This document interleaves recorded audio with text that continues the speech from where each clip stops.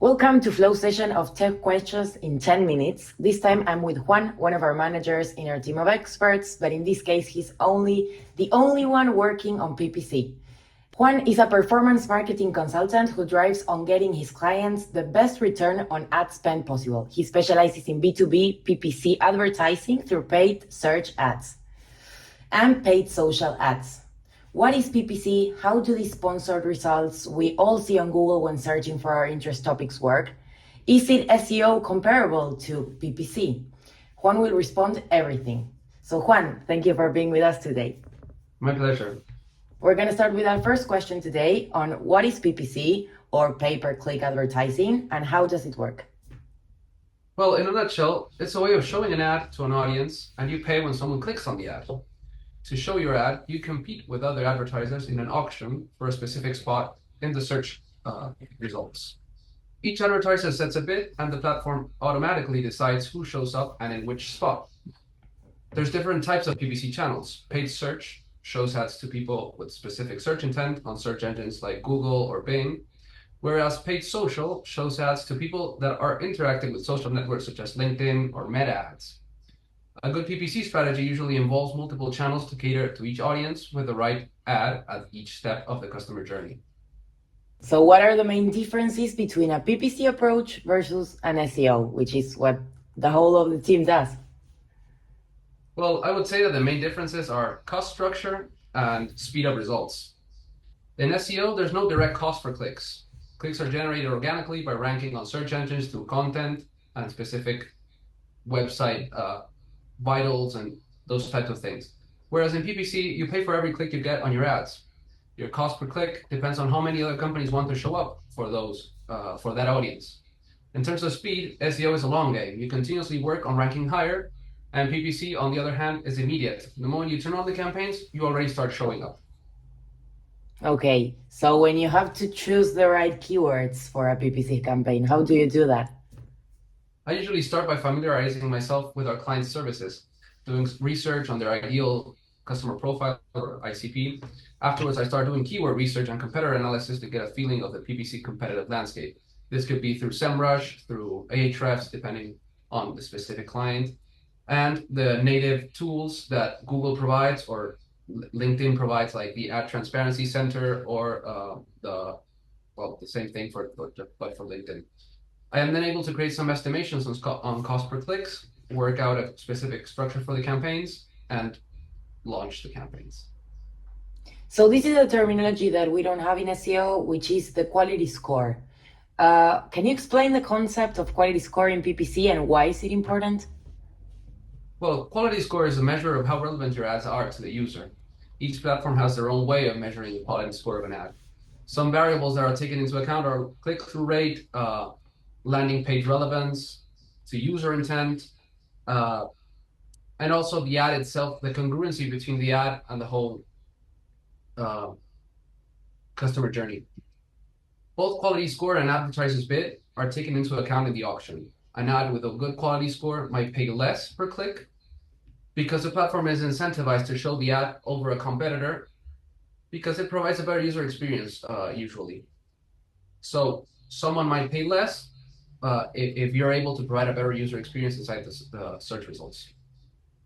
Okay, and when you have to measure success for a PPC campaign, how do you do that? Well, there's two types of metrics that I track. Primary success metrics are determined beforehand by the client. These are considered the business goals. In B2B marketing, usually it's lead volume, lead quality, and cost of acquired leads. Obviously, we also have leads that generate a sale that transform into a customer. These are tracked with offline conversion tracking. Usually with a CRM, we tend to use HubSpot, Salesforce, and this type of offline conversion tracking is critical for primary success metrics to actually see how our ads are generating pipeline and how that pipeline is transforming into paid customers. Secondary metrics would be platform-specific metrics such as cost per click, click-through rate, cost per 1,000 impressions, among others. These metrics can help identify what needs to be optimized in each ad in each specific platform. So if you had to explain to one of our customer clients, like a marketing executive, How would you explain PPC to them? Well, pretty much the same way as I talked in the first question. It's a way of showing an ad to an audience, and you pay when someone clicks for the ad. Obviously, each Okay. platform has their own intricacies. So different marketing psychological things must be applied. In search ads, you know that someone is looking for a solution, or that they're different. They might be in different steps of a funnel of the funnel of how someone might be solution aware, or maybe someone might not know that there is a solution for them, so they might be looking for something more broad. Uh, it really depends on what specific things, like on the specific client's product, on how they want to market themselves. Uh, and pretty much that's the way I explain it. That's very straightforward. So in a holistic Hopefully. digital marketing, in a holistic digital marketing strategy, how does PPC complement with SEO? Are they both necessary? Well, I really think that PPC and SEO go hand in hand. Should be a part of every digital marketing strategy to maximize online exposure and digital real estate.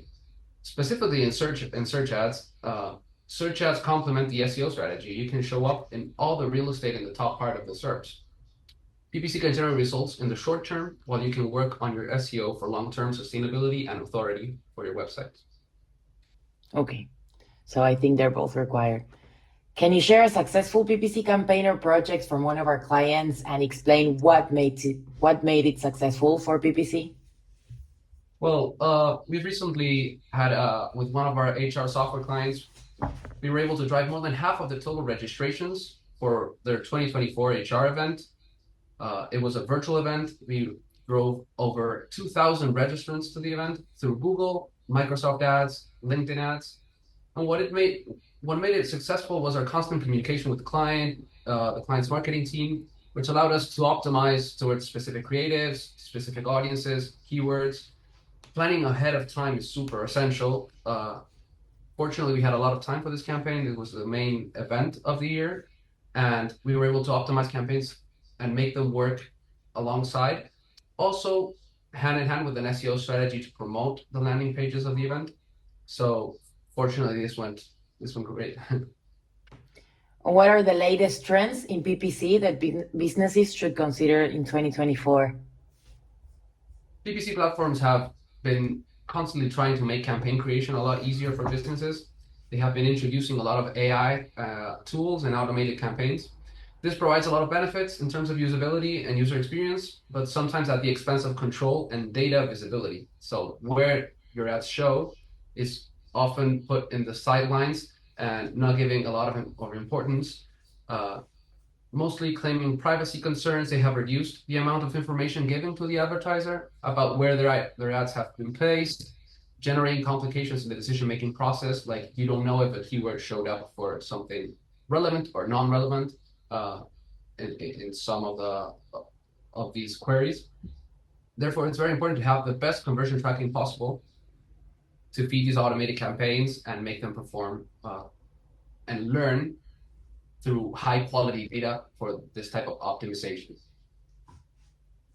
And we got to the last question, which is what are the common mistakes to avoid on PPC campaigns? Well, just some that I can think of at the top of my head would be like not having accurate conversion tracking. I've already touched on this a couple of times in the previous questions. Taking too much advice from platform representatives. Sometimes Google reps or LinkedIn reps tend to have a specific agenda to pushing some products that maybe are not super clear or super specific for your business goals. So you have to know when to take advice and when to not take that advice.